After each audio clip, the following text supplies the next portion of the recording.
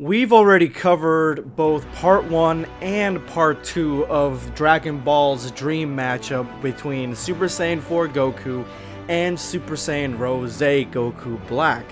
And I'm going to have those in a playlist attached with this one because this is the ending of that trilogy. This is the final battle between these two iconic Dragon Ball transformations. And I gotta say, just this Dragon Ball fan manga alone, this is a classic.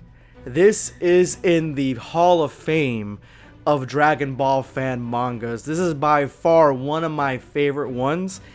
Not only because it's got Super Saiyan Rose Goku Black, just because the attention of detail that the creator has molded into this story to make it fit with what we've seen in the anime.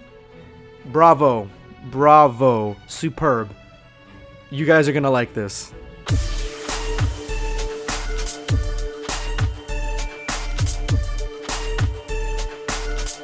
Know your place, worm. Prepare yourself. Damn Saiyan.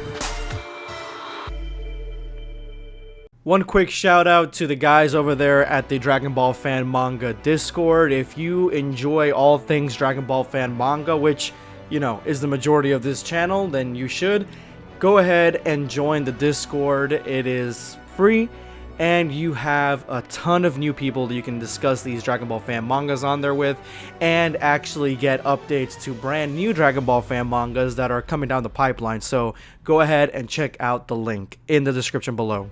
Last time on Dragon Ball Dream Matchup, we have Super Saiyan 4 Goku taking some L's from Super Saiyan Rose Goku Black. The power of God Ki is overpowering the primal nature of Super Saiyan 4 up until Goku realizes that he may actually be growing the same way that Super Saiyan Rose Goku Black is growing throughout these matchups.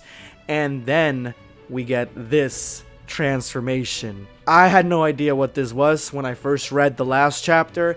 Obviously now it's been a few months, and this is Super Saiyan 4 God. The Super Saiyan 4 God transformation, basically the power of God Ki combined with Super Saiyan 4 obviously, and it looks like Goku is rearing and ready to go to try and take down Goku Black. But the question is, will he be able to? Let's find out. Super Saiyan 4 God hits Goku Black and hits him hard. He's now reeling and wondering exactly how much of the God Ki that Goku GT Goku has in his body. But once Goku Black experienced the attacks from Super Saiyan 4 God, he realized something, that this is a partial God transformation.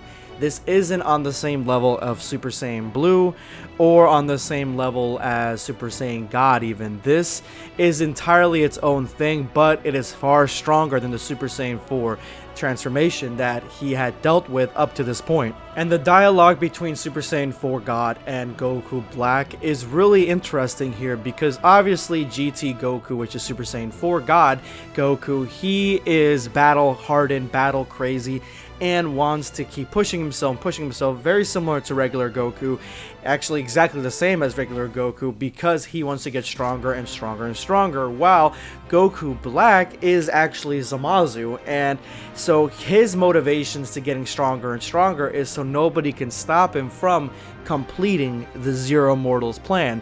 And that's exactly what he's telling GT Goku here, that he needs to get stronger and stronger because he needs to be able to complete this plan without anybody else stopping him. And remember, he still thinks that Goku and Vegeta from the other timeline may be stronger than him, so he wants to get even more powerful here. And of course we get my favorite panel.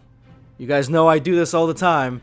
I love pointing out which panel in what chapter of what Dragon Ball fan manga I'm talking about, which one is my favorite, and I gotta say, this one is my favorite. I just love the attention to detail between both God Keys, how impactful this strike actually looks, and the fact that we have a clear distinction that this isn't Super Saiyan 4 Goku. It's kind of hard when you're drawing in black and white to make these characters look different when they transform, but obviously this is going to be Super Saiyan Rose Goku Black, and you can tell just by the lighter hair color here for Super Saiyan 4 God, and just the way the aura is bouncing off of him, that this is not regular Super Saiyan 4 Goku. And of course, if you guys have seen any of the actual fan art for this chapter, you could 100% tell that this is different coloring for Super Saiyan 4 God.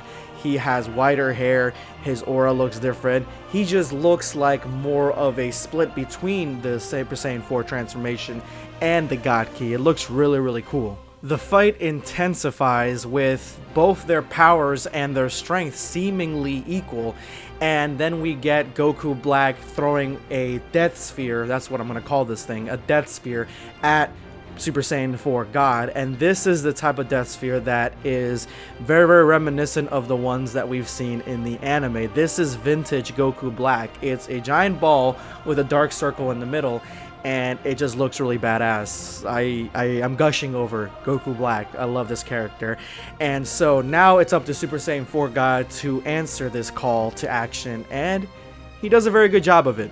And to Goku Black's surprise, he easily repels it, and then strikes Goku Black extremely hard several times over, because Goku Black has left himself open in shock how easily Super Saiyan 4 God threw his attack, his big attack, aside, leading to Goku Black eating a Kamehameha straight to the face. But this does not look like it did what it was intended to do, and that was put Goku Black down. And you talk about how Saiyans love their race, at least Vegeta does, and other Saiyans probably as well. They have so much pride and honor in their race. They believe so much in their bloodline, and I like how the creator of this fan manga decided to put that same trait, but in a different sense, in Zamasu. He is part of this godly race, the Kais, and the Kais obviously are extremely weak, but he sees them so much higher because of where they were born and what their status is in the universe. So I'm definitely enjoying how Goku Black is written here and how he is characterized. Since Goku's attacks didn't do anything against Black earlier, he gets desperate and pulls out the one attack that at this point now should be canon and is not, and that's just a shame, and that is Dragon Fist. Now, I'm not exactly sure why they didn't add a whole panel of Dragon Fist essentially strangling Goku Black, because that would have been cool. It's sort of a missed opportunity, but it could be to the fact that right after this, Goku turns back into Kid Goku. His power has left him and he is completely depleted, so it could be that that Dragon Fist was not at full power. It was just whatever power was left in Goku's tiny body, and now he's back to his normal self.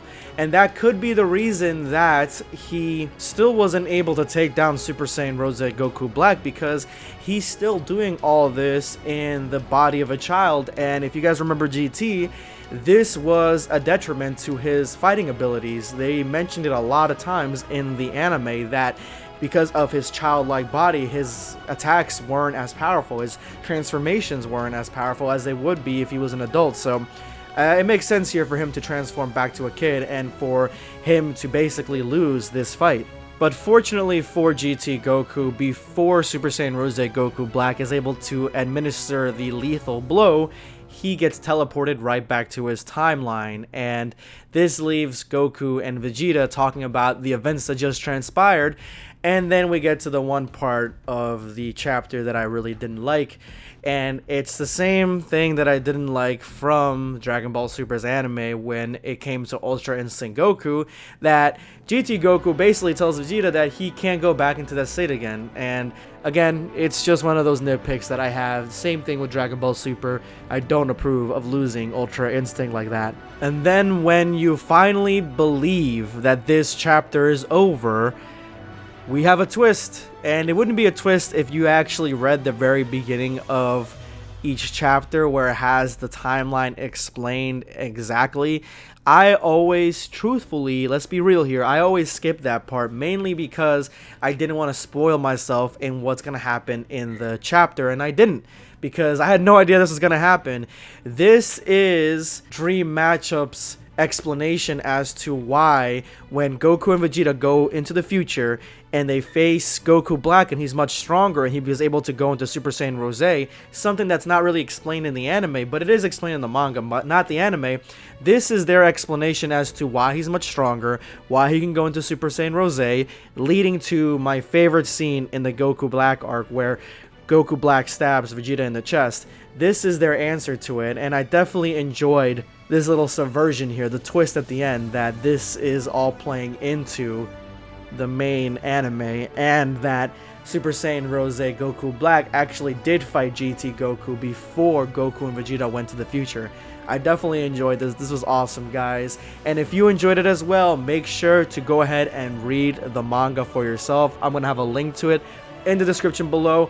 Of course, if you liked anything that I had to say, drop a like on the video. And of course, if you are subscribed already, make sure to ring my bell. This is going to be BlackScape signing off. Take care, guys.